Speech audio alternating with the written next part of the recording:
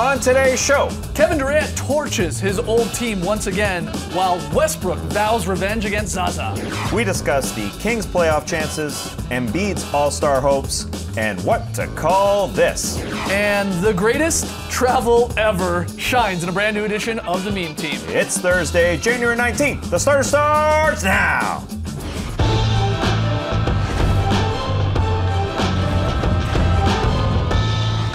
Good evening, Sweet World, and welcome to The Starters. Whether you're listening to the podcast, joining us live right now on NBA TV, or later on YouTube, we're happy to have you. I'm Jay Skeets, and alongside me, as always, that's Tass Mellis. The final fan vote is in. People hate my intros. 2 is right. It's the international man of mystery, taking it to the max, Lee Ellis. Friend. Lily. And last, certainly not least, over there, it's the bearded one, Trey Kirby. Hey-o! Hey, yo! TK, what do you got? Well, I'm here at the internet looking for your best tweets at hashtag the starters. And guys, we've seen a ton of bizarre in-game promotions during NBA games throughout the years, but the latest from the Charlotte Hornets might take the cake. You have to do jumping jacks for the rest of the third quarter. And Trey, if you can do this, we're gonna hook you up with wings for an entire year. Do you think you have what it takes? For sure.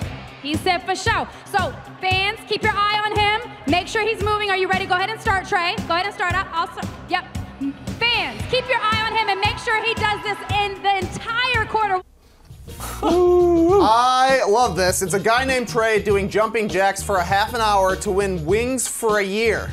Right up my alley, but also super weird. And it brings us to today's question. What's the strangest in-game promotion you've ever seen? And one that sticks out to me is the Grizzlies' Shots for Tots campaign from a couple years ago. A guy hit a half-court shot, and all he won was tater tots for life. You can win $1 million making a half-court shot, or a car, or a TV. He's pretty happy, though. Yeah, I mean, he did get a single medium order of Sonic tater tots every week for the rest of his life. Wonder if he ever cashed them in. But we want to hear from you, so let us know on Twitter. What's the strangest in-game promotion you've ever seen? Send us your best tweets to hashtag the starters. We'll hear from you later. All right, get those tweets in. We got to play a little fill in the blank tonight. We got a new edition of the Meme Team, but we start with Is This News? Trey's rounded up some headlines. He's going to pitch them to us. We'll break it down on whether or not they're actually news. Trey, first headline. All right, our first headline comes from Sports Illustrated, and it says, Westbrook vows revenge against Pachulia for hard foul. Is this news? No, it's not news. NBA player mad because another NBA player stood over him? Of course that's not news. And he just learned of it that second as well. He wasn't so mad during the game, but someone had just shown him the video as he was being interviewed. So, of course he's mad about that and about losing a game sort of embarrassingly. He didn't take it out on Zaza whatsoever. He didn't know what was happening, right? right. I mean, he was rolling on the ground. He got popped in the face. I think his eyes were watering a little bit, and then he didn't know that Pachulia stepped over him. The biggest news of this whole thing to me is, where are the other Thunder players? Especially Cantor there, as the biggest guy on the floor. There's no Adams on the floor at that point, of course. Why aren't they running in and pushing Zaza Pachulia away? You gotta do that. I agree that's just sort with of the unwritten rule when your star player has been fouled. By the way, I don't even think it was a flagrant foul. I think it should have been a common foul and then probably a technical for flaunting because he stepped over. Flaunting? Taunting, excuse me. He was flaunting a little bit as he was taunting. But someone's got to run in and push Pachulia out of the way. Someone absolutely has to do that. I agree with that. I don't think Cantor saw what happened whatsoever, not. but I totally agree with that. You got to go old school, go grade school, just a push. That's it. I don't quite get, though, why he even stood over him in the first place. Because, I mean, what was he trying to sort of say to Russell Westbrook? I think he was saying, I wasn't maliciously for trying to pop you in the face. I wasn't trying to nail you. What are you doing? Well, I think he's also standing up for Kevin Durant. I mean, this is entirely known between the two teams that there is a feud between the two of them. Although, you know, they've been good at sort of silencing it as much as people ask them 6,000 times a day about it. I mean, not a lot has come out about it. It's been fairly solid that in the way that they've handled it, in my opinion. But isn't it up to Durant then, if he's got a problem with Westbrook, to deal with and not have Pachulia go and just take a shot at him like that? I mean, I just don't quite get it. And then afterwards, when Russ was asked about it, I know it was at the heat of the moment, he said, yeah, I'll get him back.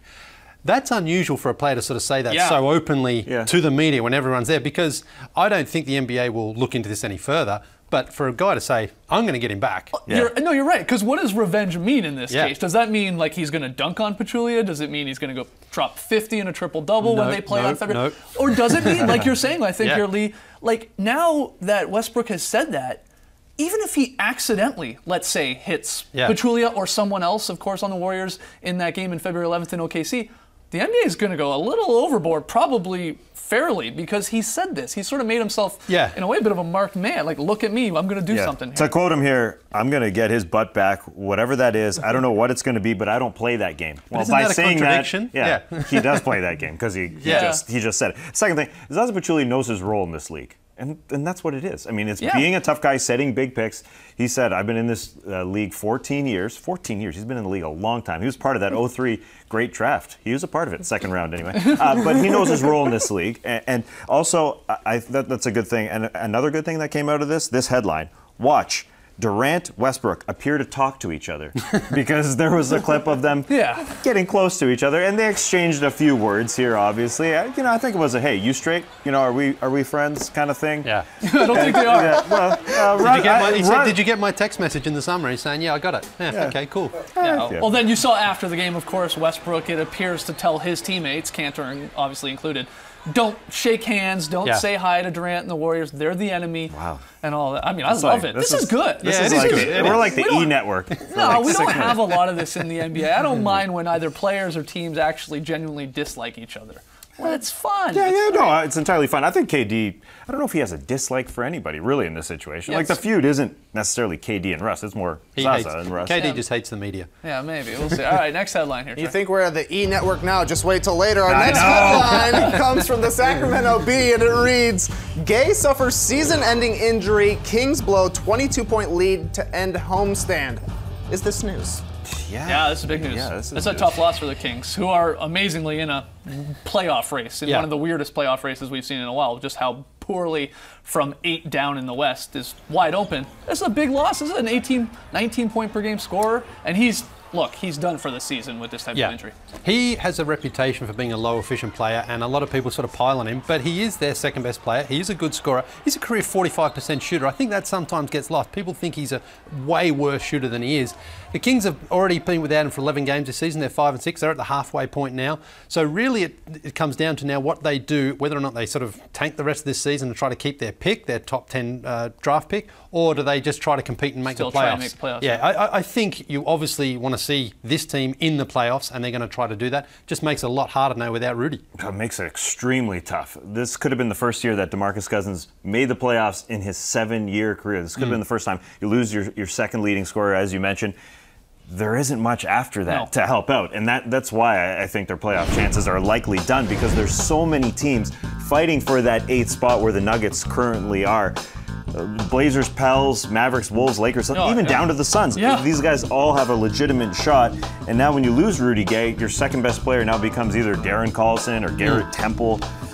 And now you lose a trade chip as well. If they were going to think about trading Rudy Gay because he said he was going to opt out of his contract, I mean, that's the thing now. Will he opt out? That's exactly. He could, by all accounts, he was going to opt out of his final year of that deal, $14.3 million, I believe, per year to try and get a big of a payday. Will he do that? What do you think? I think he still will. I think he will too, because I didn't think that Chandler Parsons last year was going to opt out of his contract. He might look at Wesley Matthews, who had a similar injury, and he got a big payday anyway coming out after that. While he was injured. Yeah, Rudy's going to be 31 at the time next season starts. That's still fairly young. A team could still offer him a decent contract. I don't think he's going to get a big fat 5-year or anything like that, but he could get a good 3 or 4 years. Yeah, decent money. over $10 million for sure. So I mean, and look, this is a guy that's made over $100 million in his career, and if he doesn't opt out, he's sort of stuck with the Kings, who, as we've gone over many times on the show, obviously haven't made the playoffs forever. When will the next time they make it even get back in there?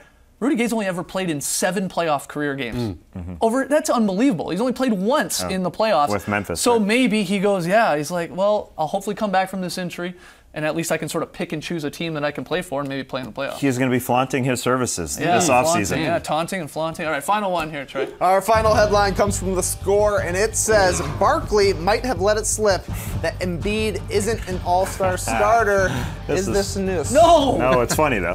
This is just Barkley. But I mean, what if? It's not that he even insinuated that. It's just looking into his words. You could possibly make that up, but he had no idea at the time. Right. It's starting to leak out there right as we speak right now, I'm sure, as the starters are going to be announced tonight. But no, this isn't news because I don't think Charles knew at the time. Yeah, I think maybe the better sort of headline news portion of this whole thing, Philly.com, they sort of had a follow-up on this. Their headline reads, Charles Barkley said he had a list of NBA All-Stars. He didn't, which is good news for Joel Embiid. So, they followed up with Turner Broadcasting here. They confirmed Barkley doesn't have a list. But, because he started talking about Joel Embiid might be on his reserve picks, which obviously come out next week. So that means he's not a starter. That's exactly right. So, and I never really assumed he was going to be a starter, but the question is whether he'll make it with the coach's pick and whether that's the right idea. Yeah, when you look at the starting front court, it's likely to be LeBron, Giannis, and probably Jimmy Butler, maybe Kevin Love. I don't think Joel is going to get ahead of those guys. Right, he could with the fan vote, but whether he would with the media vote and the player vote. Media and the player, I think because he has missed games as well, I think that probably counts a little bit against him. But of course, his on-court production does certainly put him in the running for a reserve spot. There's no doubt about that. It's been a dream season for the Sixers. ESPN is changing their schedule, their flex scheduling, to get a Sixers game later on this month, dropping a Heat Bulls game.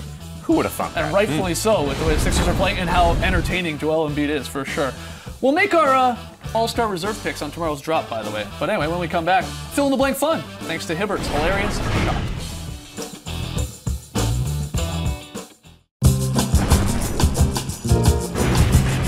Back with the starters, time to play a little fill-in-the-blank. Play along on Twitter, #TheStarters. Fill in the blank with us. Trey, first one. Turn 100 years old and James Harden will give you a basketball. At least that's what happened to Lucy Pierce, who was sitting courtside at last night's Rockets game. And to be honest, it seems like Harden might have even enjoyed this act of kindness more than she did. Fill in the blank, guys. James Harden is as happy as blank. What do you got? A kid meeting his hero. Because I think that's what it was. He was there, and if you can make it to 100, you're a hero in my books. And, you deserve a courtside seat at the game, and you deserve the ball. You're almost there. Not quite. A few more years to go. I hope to get there. It'd be great. I'm giving you this. Oh, thanks. I'm smiling. I'm meeting my hero. You're 100. I'm not looking bad for 100. Yeah, you look great for 100. Gigi and Zayn. No one's as happy as Gigi Hadid and Zayn Malik right now. You've been watching a lot of E-Network. What? I mean, Harden is very happy. She looks great for 100, though. Let's be honest. Look at that smile. We never see James Harden smile like that. Yeah, not often. He's been in a good mood lately, though. Yeah, he's dancing nonstop. They're doing well. I went with James Harden is as happy as me with my grandma. Because I am, first off, I'm blessed to have both my grandmas still alive. Wow. But here is my grandma, this pic of us on her 100th birthday. Jeez. Well done, Gran. She is now 102 years old and looks even better, I kid you not, than this photo again when she was 100. Have you taken her to a basketball game? And the best part is, she's got a real old name. What is it? Mildred. No one's been named Tell Mildred. me your granddad's name is George, please. No, it's not George. All right, so James Harden's happy. Next one here, Trey. All right, what does Roy Hibbert have to do to get some press around here? Accidentally make an alley-oop that he's throwing, apparently. It happened last night against the Blazers, and even Roy got a kick out of his inadvertent 2 points. Now it just needs a name, so fill in the blank. Roy Hibbert's accidental field goal should be called a blank. I'm not overthinking it. An alley-whoop. All right, a whoopsie, a whoops, an alley-whoops, I guess is a better way to put it, but you get the idea. Don't overthink it. He didn't mean to put it, he was trying to throw the oop. Goes in. 2 points. That might have been the furthest shot he's hit. That's a fair point. Whole season, whole career. Yeah, nice. What do you got? A set shot too. I went for a team basket, like a team rebound. It doesn't really get credited to him because he didn't really shoot it. They still should get the 2 points. Just make a new category, a team basket. Yeah, that's his. Give it to him. That's not a bad idea. It's not really though, because he was trying to pass it. So he gets the field goal made, the field goal attempted. But he should get a field goal made, but not a field goal attempted. Oh wow! See if Schumann can work on that. Yeah, just work that into the box score. I got an ollie oop. Like the skateboard move, it goes over the top and then you stick it, I mean, Skeets, you said alley whoops in the office there. I mean, that one. I mean, a little behind the scenes. We ad lib a lot of stuff here, but we do plan some things. We saw this from Matt Barnes, like earlier this season, right? And that was the one where he was like behind the 3-point line. and I think this one banks home. Man, this was a huge Barnes Yard moment. I don't even, he's sort of throwing, the oop there, maybe he's just throwing an interior pass and it goes. Everyone has a great reaction when these go in, though. It's one of the funniest things that can happen. You know, if Robin Lopez ever did it, he'd be running down there celebrating that like he meant it on purpose. For sure. All right, final one, Trey. All right, final one. Last July, while I was being a responsible father to a newborn baby girl, y'all were partying in Vegas with our friend Renee Young and the cast of E's Total Divas. The episode aired last night, and you guys were legitimately in the background of a party scene. Guys, fill in the blank. The starter's Total Divas cameo was blank. Too brief. Oh, funny you say that. I went short. Because, we're barely in this episode, but also Lee got into the club somehow wearing shorts. It was Vegas in July. I mean, who isn't wearing shorts? Yeah. But there he is. There's the legs. Everywhere. There's the legs. Luckily, we had a connect to get us in with those shorts. Otherwise, we were almost turned away. Oh, for sure. Yeah. We were being turned away. I was ready to go home, but, I put creepy because there's some creeping happening in this place. Oh, there we are. Ah, nice. This is the photo we were taking in the clip that you could see us. No, but I said too brief because we were there for quite a few hours. The cameras are rolling the whole You're time. the real star of Total Divas. Cameras are rolling the whole time. They could have snuck a little bit more. Tass was up on the podium. Yeah, going crazy. Yeah, I was gonna go with disappointing because Tass, who had turned into Gary, by that point, there was some unbelievable clips. How many times did the bouncers have to say, "Come on, mate, get back"? I was trying to help out the musical act. He wasn't having a great night. I was just trying to help him out. Who performed later? Was it? I thought you guys told me that it was Chingy. It was Chingy. Yeah, it was Chingy. Yeah. Only Chingy. Tass put on more of a performance than Chingy that night. There, I said it. No, Okay? that's 100% true. Chingy. All right. When we come back, we'll take a stroll in the meme team.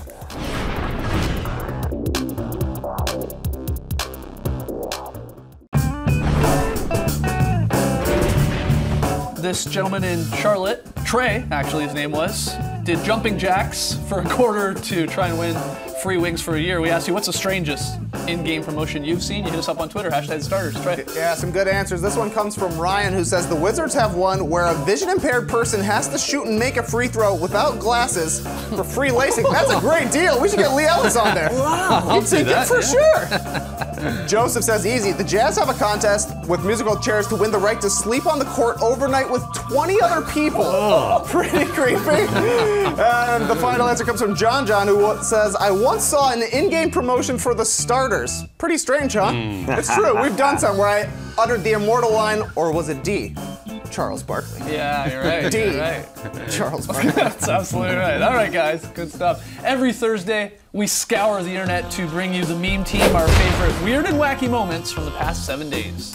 At number 5, get ready to laugh. The Nuggets' Nikola Jokic makes us all chuckle with that Serbian accent and some great lines in Jokes with the Joker. Where do pencils go for vacations? Pennsylvania. Why did the skeleton not go to the dance? Because he had nobody. Why do bees have sticky hair? Because they use honeycombs.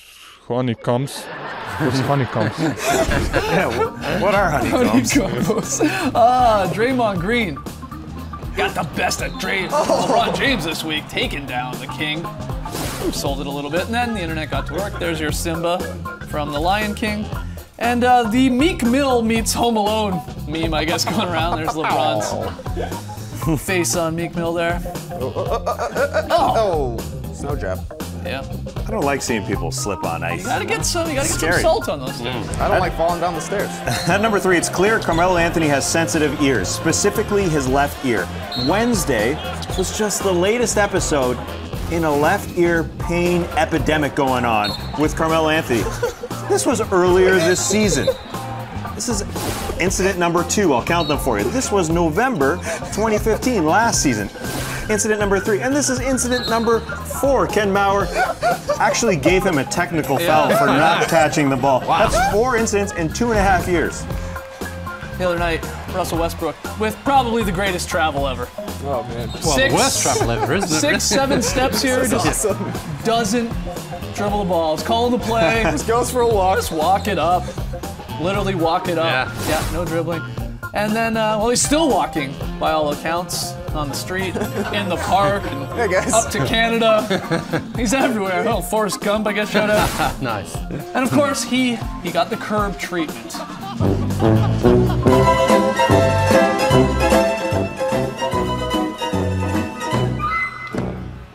Amazing. Great stuff. At number 1, Zaza Pachulia put this hit on Westbrook Wednesday night. Stood over him. Here comes the internet. Throwing LeBron James down with him. Just saw him. As we saw Monday night. Then Lance Stevenson in the foreground, the Cleveland Browns player on the left there. Manny Pacquiao hits the deck. Down goes Pacquiao. And here's a double again. Undertaker rises from the dead in the foreground. Chris Kaman is back there when he laid on the bench. They didn't have any players. Great stuff. The Undertaker, the only one Pachulia can't keep down. Can't keep him down. All right, one more break. When we come back, Lili's selection for very solid play of the night. Don't go anywhere.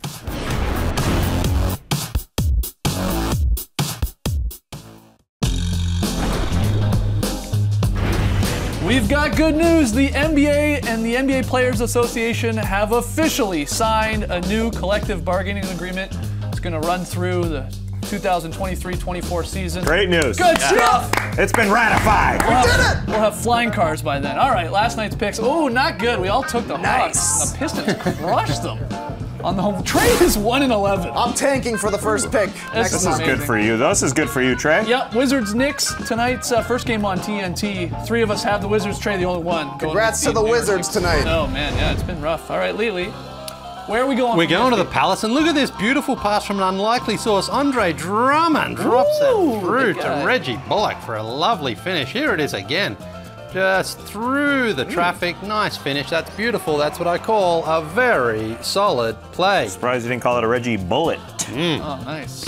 We mentioned this earlier in the show. We're going to make our All-Star Reserve picks on tomorrow's Drop podcast, so keep an eye for that on iTunes and Google Play Music. We'll tweet it out, get it up on the website.